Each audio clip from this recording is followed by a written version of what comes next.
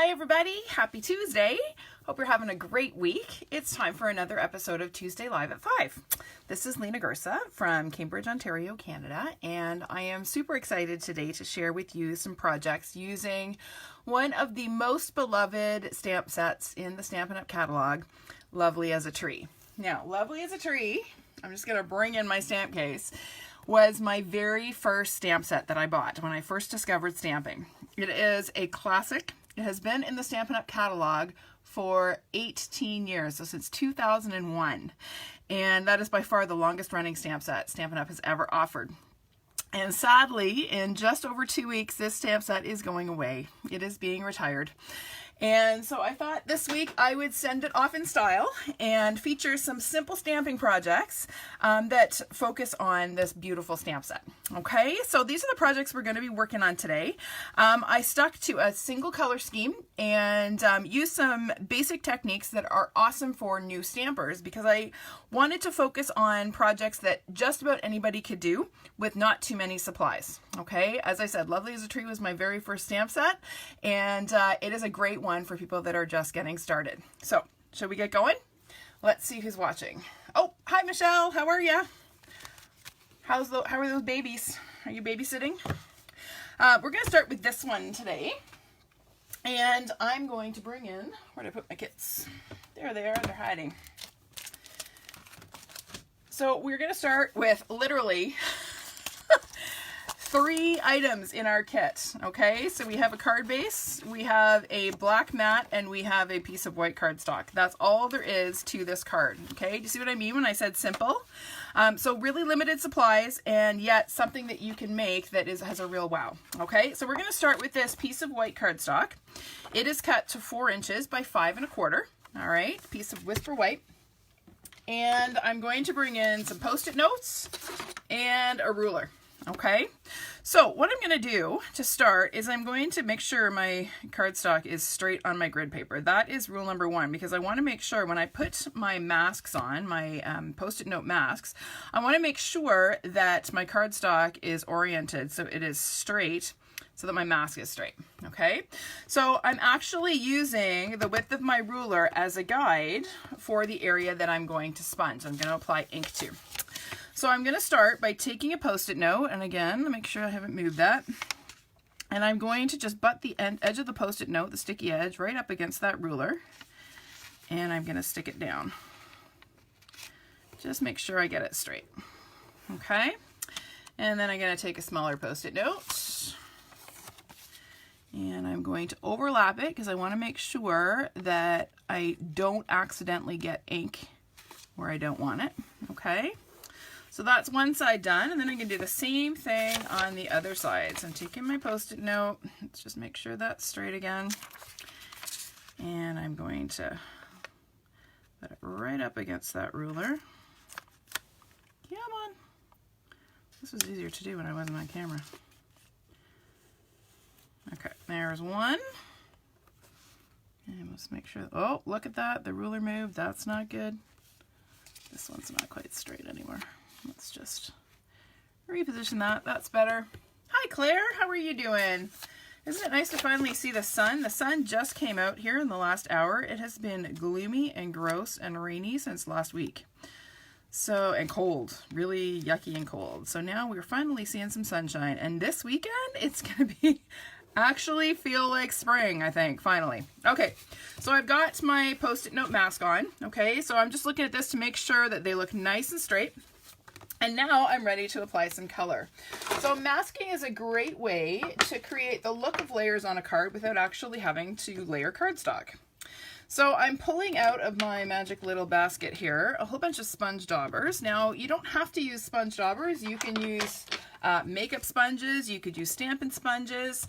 Anything that will pick up and move ink will work for this technique. Okay, so I'm just going to show you my color palette. So I'm working with Blackberry Bliss, Rich Raspberry, Highland Heather, Mango Melody, and Pumpkin Pie. Okay, so that is my basic palette. The only other color I'm going to add is some basic black. Okay, and that's actually going to be with my Memento black pad. Okay, so I'm actually going to start at the top with my darkest color. So I'm going to bring in my Blackberry Bliss, And I have my daubers all labeled so that I can just reuse them and reuse them.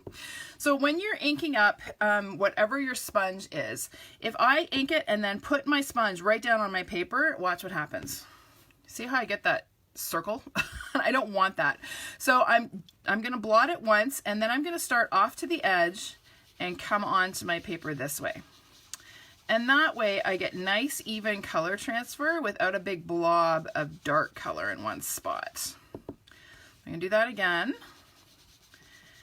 And I really want to darken this down. I want it to be nice and dark at the top. So the more ink you add, the better in this case. So the trick here is we want to make sure we don't catch the edge of that Post-it note and peel it back. So you'll notice I'm going in a circular manner, and I'm coming over the lip of the Post-it note. Same thing on this side. I'm coming the opposite direction so that I don't accidentally catch that lip. Okay? All right. Maybe we'll come down a little bit further with that one. We'll just add a bit more. That looks good. Okay. All right. Next color is our rich raspberry. So we'll set Blackberry Bliss to the side. We're done with that one for now.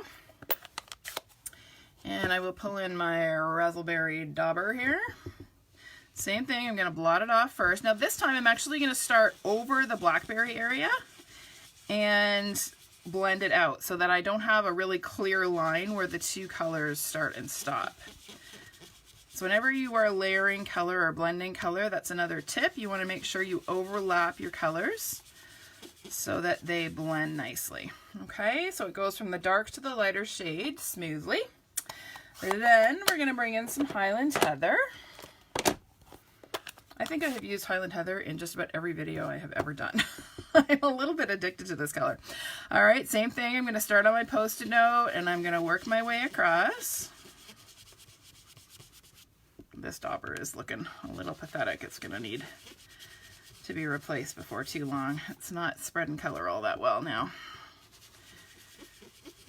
Okay, so there's my Highland Heather, and you'll notice that I'm overlapping it with the raspberry so that it blends in. Okay, next I'm going to come in with my Mango Melody, which is an awesome orangey yellow. And we're going to do the same thing. So I'm going to start on my Post-it note. I'm going to blend it right over top of that Highland Heather. Okay, and you're going to see that the area that it actually blends, it overlaps, it almost turns like almost a purpley shade. Not purple, almost brown or green. I'll pick up a little bit more of that color. And we're going to come right down. This pal's getting a bit dry. I got to work a little harder to get color out of it. Okay, so you'll see how it's overlapping there and you're getting that sort of brownish shade. Okay, and then finally, I'm going to come in with some pumpkin pie.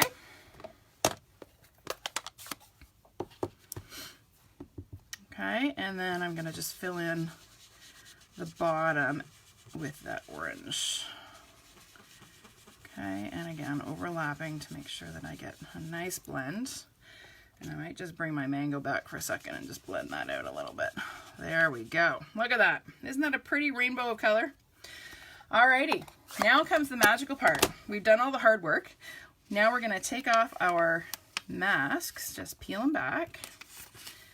And now we have this perfect strip of color right down the length of our card. Look at that. Isn't that cool? So pretty. It looks like a whole separate strip of paper, but it is only a single sheet. All right, so that is just a really cool technique that you can use to create layers on your cards. Now, I wasn't quite done. I wanted to add a little bit of texture to my card, and I was thinking, okay, how can I do that if I don't have a Big Shot and embossing folders? So what I did is I brought in my trimmer, and I took my card and I wanted to add, I don't know if you can see, along this edge. Can you see that texture? There's just some like ridge texture along the edge there. And what I did is I actually used my scoring blade to add that texture. Okay, so in order to have the bumps be towards the surface or the front of my card, I've got to flip this over, okay, and I need to turn it this way because that's the side that I'm going to score. No, it's not. I was right the first time. So this is a 4-inch piece of cardstock, so I'm going to back it off 1 1/8 of an inch, and I'm going to score. And then I'm going to move over another 8, so now I'm at 4 or 3 3/4. And I'm going to score again. And then I'm going to go to 3 5/8 and score again. And 3 1/2. Come on. Get in there straight. There we go. Score again, and one more at 3 3/8. Okay, and then when I turn that over, you'll see I've got that beautiful ridge texture on my card. Isn't that pretty? All right, easy ways to add texture without a lot of supplies. All right, now we need to stamp our beautiful pine tree. So this, or spruce tree, I guess this is. So this probably is my single most used stamp ever. You'll notice that it is still wood mount, okay? I bought this long before Stampin' Up! Offered clear mount stamps. And you'll see it has been well loved. It's got lots of staining on it. So I'm gonna ink that up with my Memento Tuxedo Black ink pad. And then I'm gonna stamp it, I don't know, probably about 1 inch up from the bottom. Okay, and every time I use wood mount, I am reminded of why I love clear mount so much, because you have to just kind of have faith and trust and hope that it's gonna go where you want it to. Not bad. Okay, so there is my beautiful tree. And then my last step is to just add a sentiment. Now, the one shortcoming of Lovely as a Tree is that it doesn't have sentiments included. But there are lots of fantastic sentiment sets that work with this set. In fact, the one that is replacing Lovely as a Tree is called Rooted in Nature. And the images from Lovely as a Tree and Rooted in Nature work beautifully together. In fact, I'm going to be featuring this set next week. And it has some lovely sentiments included. So we're going to use the You Are Wonderful sentiment. And I'm going to ink that up. Make sure we are fully inked. There we go. And we're going to stamp that right about there. A little crooked, not bad.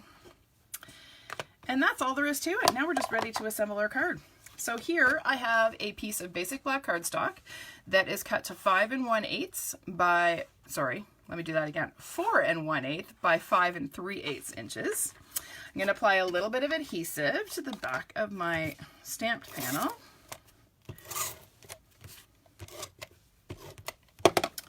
And then I'm going to go ahead and layer that.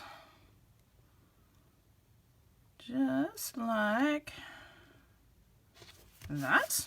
Okay, and then I have a card base cut from thick Whisper White cardstock. It is 4 1/2 by 8 1/2 inches, and then I've scored it in the middle at 4 1/4. And I'm going to fold that in half. My bone folder is buried under Post-it notes. Here we go. And then we're going to go ahead and glue that onto our card base.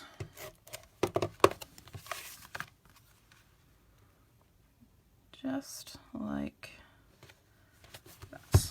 Okay, so super pretty, super easy card without a lot of supplies. And I'll just show you quickly on the inside what I did. I made this a thank you card.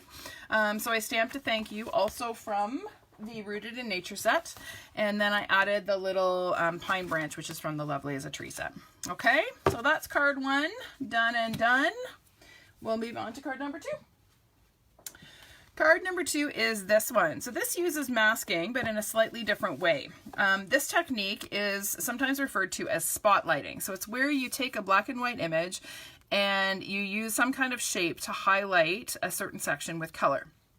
So I decided to use different size circles to highlight different parts of my stamped trees. Okay, so again, my supplies for this one, exactly the same as the last card. Okay, so card base, black mat, and card front.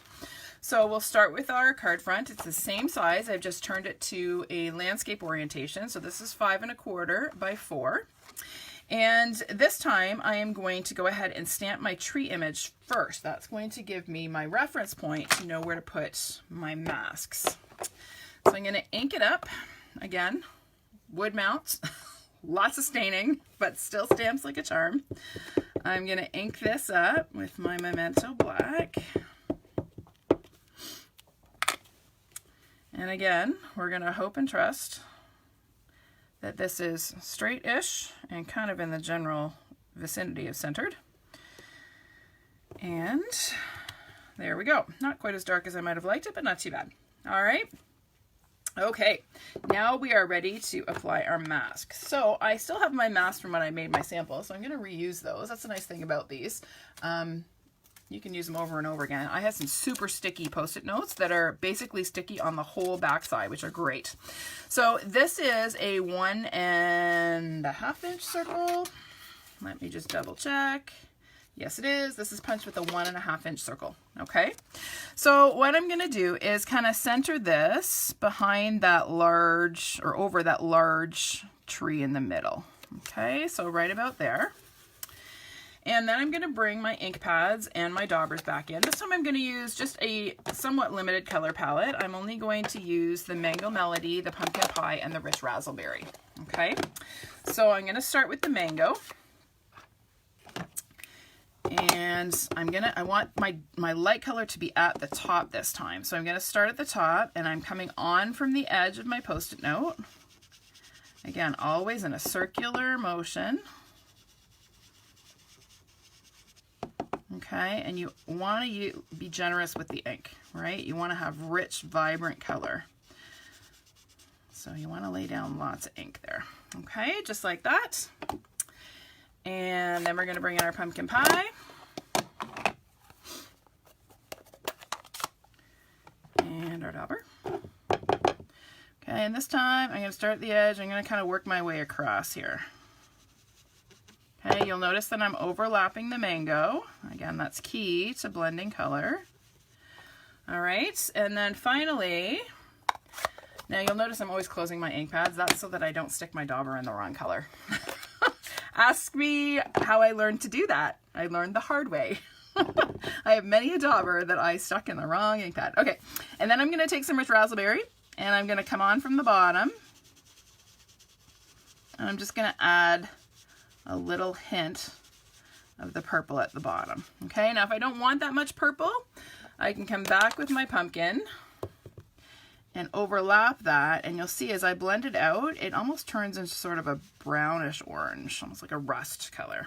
Okay, and that's all there is to it. Now we get to take our mask off and look at the magic. So we'll peel that off carefully.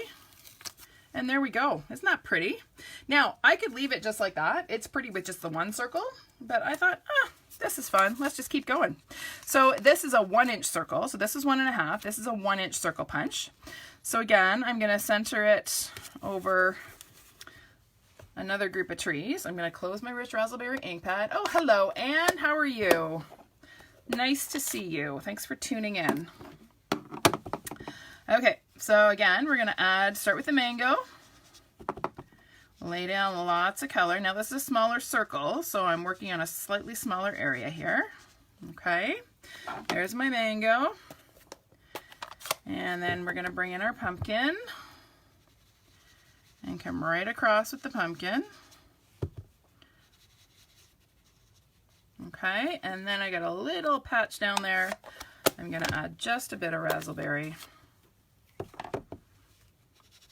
Again, I'm always starting on my Post-it note and coming on to my cardstock, and that just makes sure that I get a nice blend going. Okay, and again, I'm going to come back over with my pumpkin just to blend that out.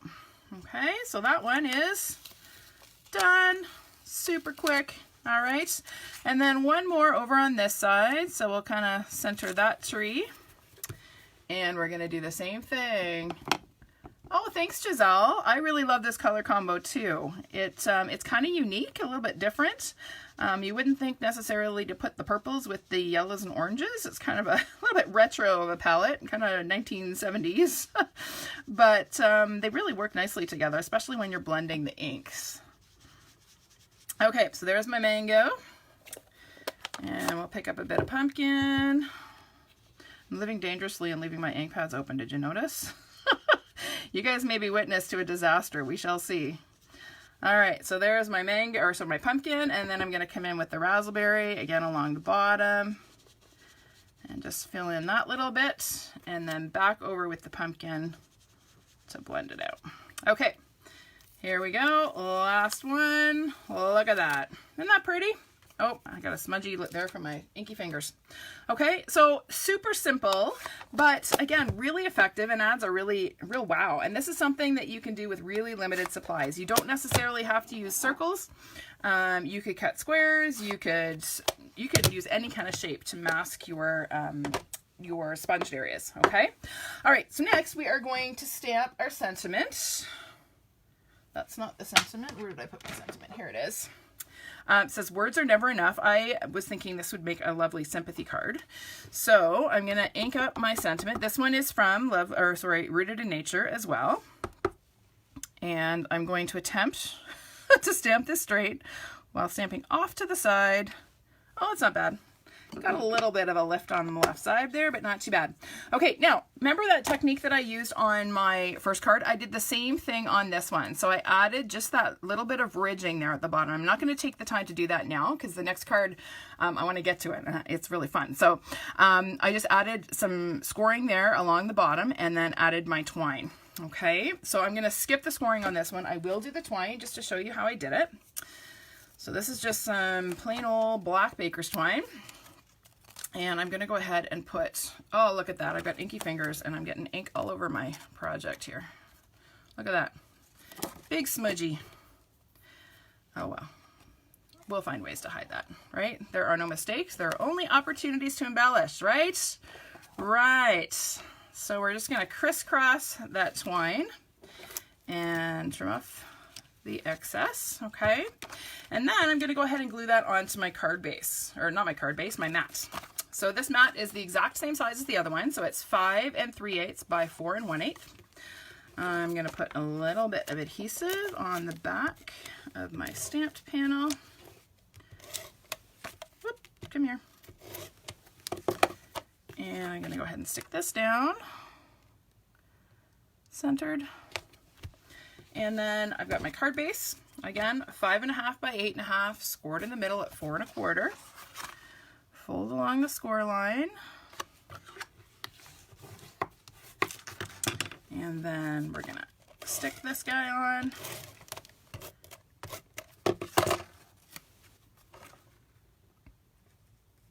Just about like that. Okay, and then the last touch is just to add a little bow, and that's just going to kind of accentuate the sentiment. Okay, so what I'm going to do is just take and tie one of my twine bows. So this is your bow tying lesson for this week. Okay, so my twine bows are a little bit different from my ribbon bows in that I don't do the 2 bunny ears technique. I don't want to have a knot because I don't want the bulk. Okay, so I've just made a loop with my right hand. I'm taking the tail that I've left in my left, wrapping it around the loop, and then bringing it through the hole. Okay, and then when I pull those tails to adjust my loops, I have a nice bow that doesn't have a big bulky knot in the middle. Okay, so I'm going to trim the tails on these guys. And then to glue this on, I'm just going to take a glue dot and roll it into a little tube and then press the knot of my bow into it. And then that is going to get adhered right where my twine crisscrossed, right about there. Okay, and that's all there is to it. Super simple, right? Simple yet pretty. All right, card number 2 is done.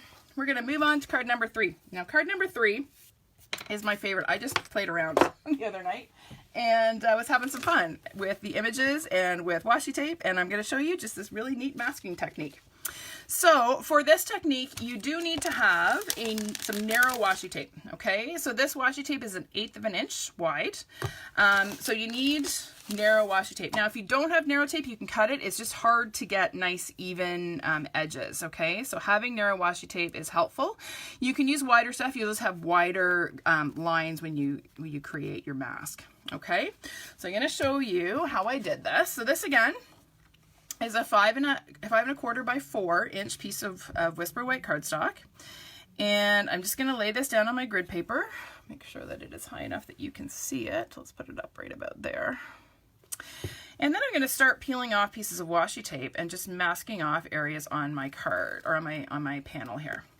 So I'm going to stick one right about there.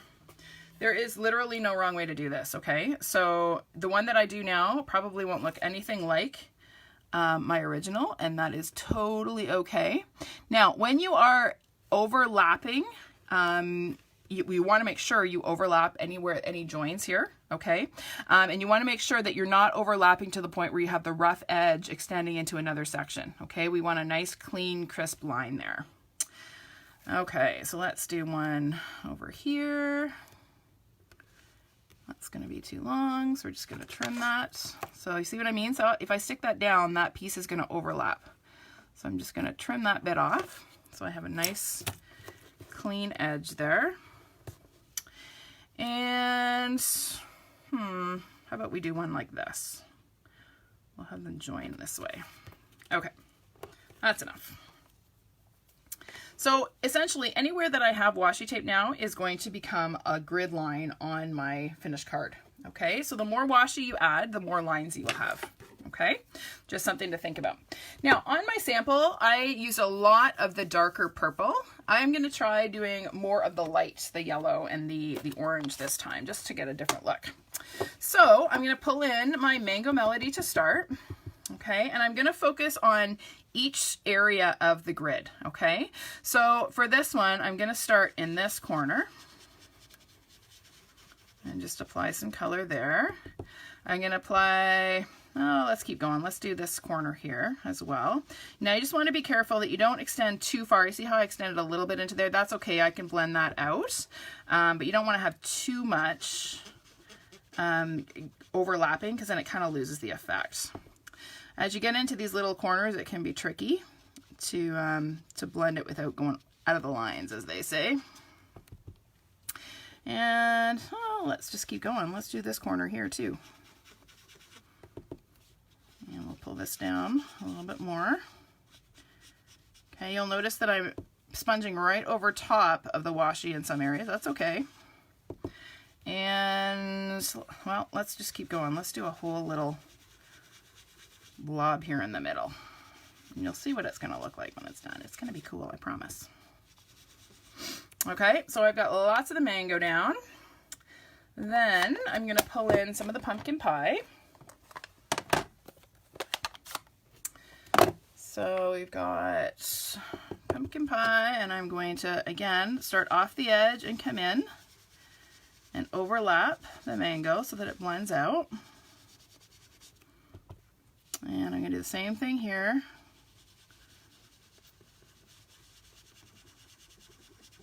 I'm going to fill in almost like a V there. Let's see if we can get that a little bit darker. Okay, and then I'm going to pull down here and overlap the mango again. You'll hear my dauber kind of squeaking over the paper. That'll give you an idea of how much pressure is required to get nice, vibrant color. You do have to press. You don't want to press too hard because you can actually tear your dauber. Did you know that? Another thing I found out the hard way. I tell you, if there's a mistake to be made in stamping, I have made it. All right, we'll do that. Just like that. Okay. You know what else I'm going to do? I'm actually going to add a little bit of the pumpkin down here. And that's it. I'm just going to add that extra little bit in the corner. Okay. Then, hi Sue. What kind of paper? This is just plain old Whisper White cardstock. That's all this is. Okay. Whisper White cardstock and washi tape. Super simple. Okay. So now I'm picking up some Highland Heather. Okay, and again, I'm going to start off the edge and blend it down. And you'll see where it overlaps the orange, I get that sort of rust color. I really like that. Okay, and then I'm going to bring a little bit in down here. Darken that up a bit. And then we'll add a little bit up here. And we'll do, oh, move out of the way, ink pads. You're blocking my sponge. Cramping my style. Hi Margie, how are you doing? Hope you're doing well. I haven't seen you in ages. Keep this going. Okay, we're gonna add a little bit down here. And again, you wanna overlap because that's what gives that really pretty, almost like a greenish rust color where it overlaps. I really like it. Okay, so there is our Highland Heather. You know what? I'm going to extend this a little bit. I don't want this looking quite so uniform. There we go. All right, and then we're going to bring in our razzleberry. Rich razzleberry. And, okay, I'm going to start again off the edge. I want to make sure I overlap. Now, with this, I'm going to actually fill in the rest of the space. We're going to add some blackberry in a minute just to darken down the edges. But I really am focusing on these 4 colors on this one.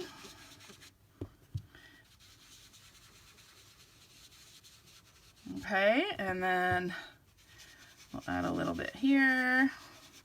Again, you want to make sure you're overlapping the previous color.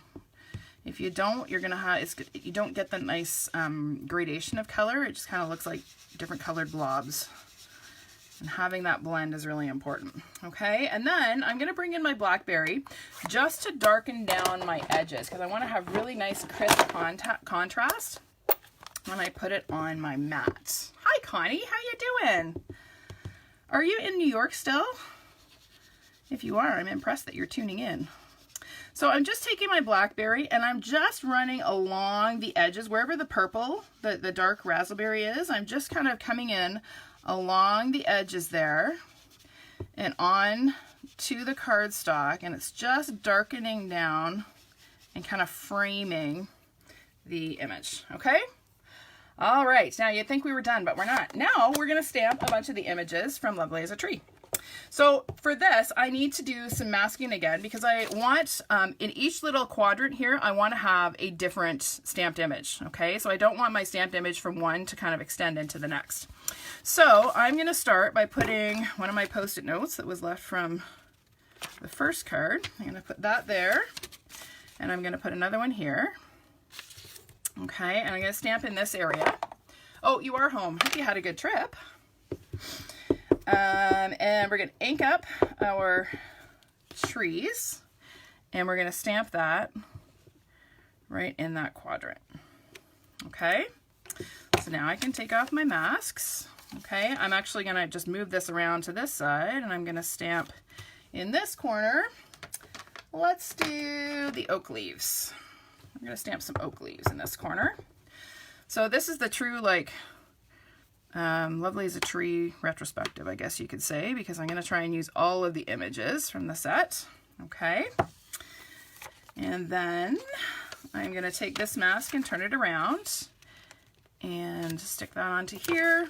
I'm going to cover up this area, and I'll bring in one more just to protect this area. And what will we stamp this time? Let's stamp our oak tree. So this oak tree, I can't even tell you how many times I've used this stamp image. It's actually looking pretty good considering how many times I've used it. So I'm going to ink this up. And, oh, that's not quite fully inked. And we're going to stamp this guy in that quadrant. Okay. And then we're going to do this one here. And for this one, we're going to use our spruce tree again. Whoopsie, that's not straight. There we go. And we'll put that there. Where did I put my spruce tree? There he is. So we're going to ink this one up. And we'll stamp our spruce tree. I might actually do 2 of these guys here. We'll do one here. And we'll do another one over here. Just the tip.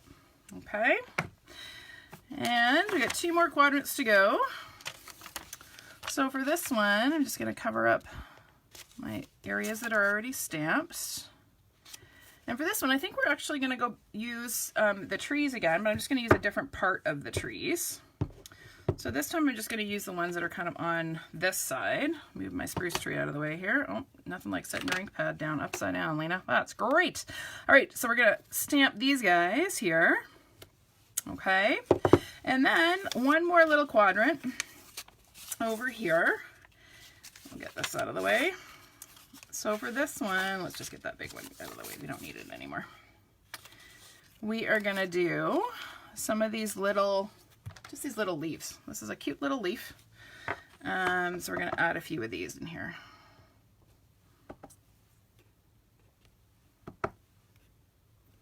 A few off the edge, just so it looks consistent with the other quadrants. Just like that. Okay.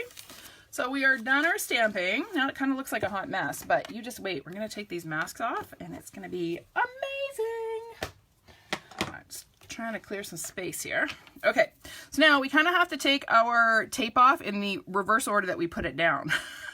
Now the trick is remembering what order you did it in. I think I did this one. Now you want to really be careful when you're peeling off your washi tape. This is kind of like peeling painter's tape after you've done some painting and you go to peel it off and it peels off a whole bunch of your paint. You do not want to peel back or rip your cardstock, okay? So you want to peel it at an angle and slowly to make sure that you don't tear your paper, okay? Oh, you like that, do you, Giselle? It is a real wow, and it's pretty darn easy. Okay, then we're gonna do this guy. And again, we're gonna be really careful. Oh, that one's starting to rip. Okay, we're gonna go the other way. Come here, you. All right, let's try it this way. We're gonna go very slowly to make sure we don't tear our cardstock. Now, washi tape is supposed to be repositionable, but we've been really, I applied a lot of pressure when I was sponging, so it's sealed on there pretty good. There's a little tear there, but not too noticeable. 2 more to go. Can we get them off without ripping? We shall see.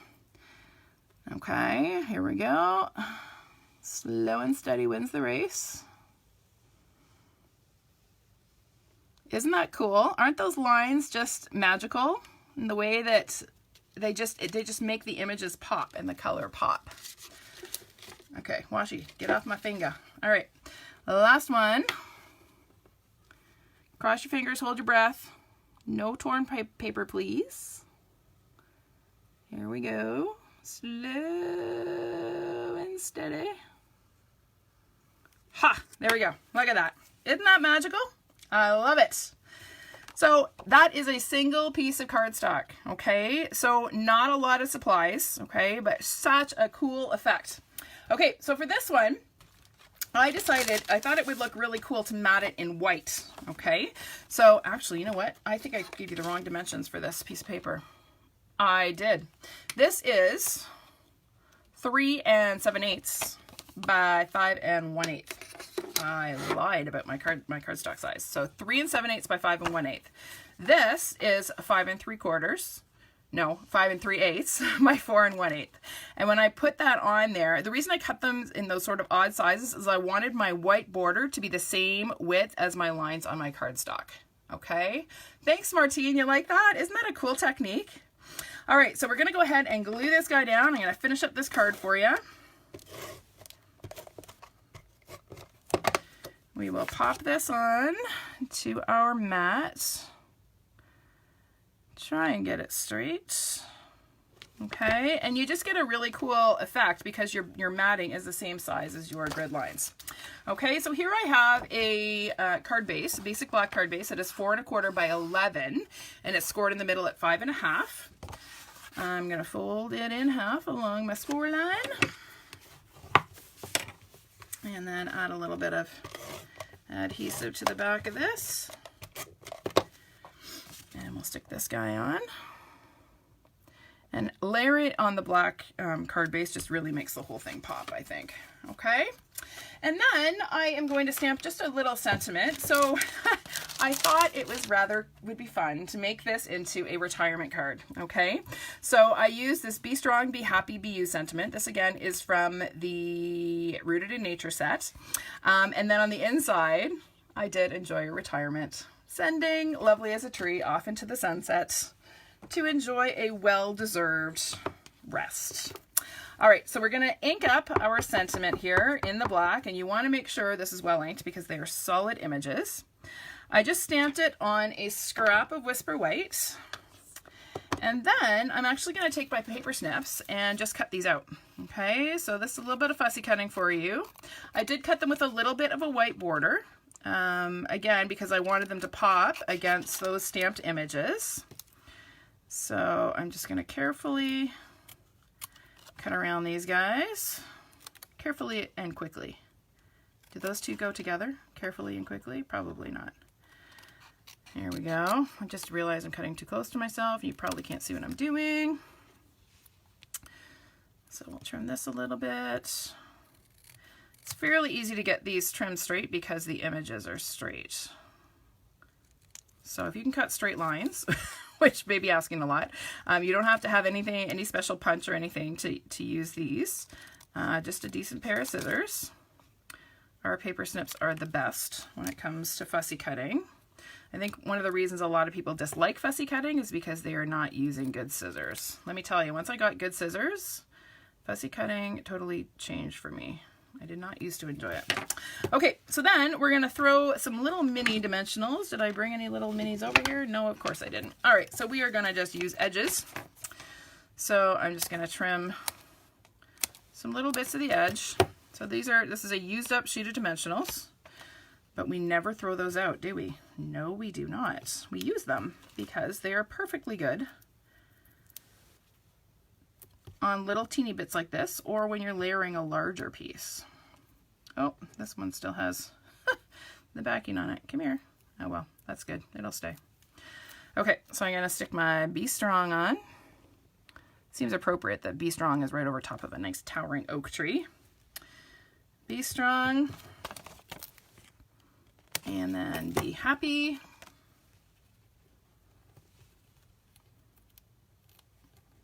this guy out of there.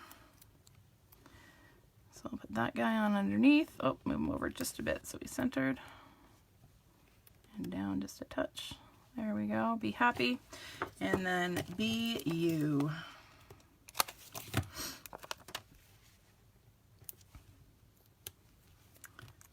Go right about there. There we go. Isn't that a pretty card? So simple. Lots of masking fun. Again, the sentiment on the inside, the Enjoy Your Retirement, is actually from the Itty Bitty Greeting stamp set, which is another awesome beginner stamp set because it's got greetings for just about every occasion. All right. Okay, so let me just bring in, I actually like this one better than my original. This one had too much purple. I like the yellow and the orange better. I'll bring in our other two projects, clear away all of my stuff here so you can get another look at the three. Okay, so one single color palette, one stamp set, and lots of prettiness. Okay, now before I go, I have some awesome news.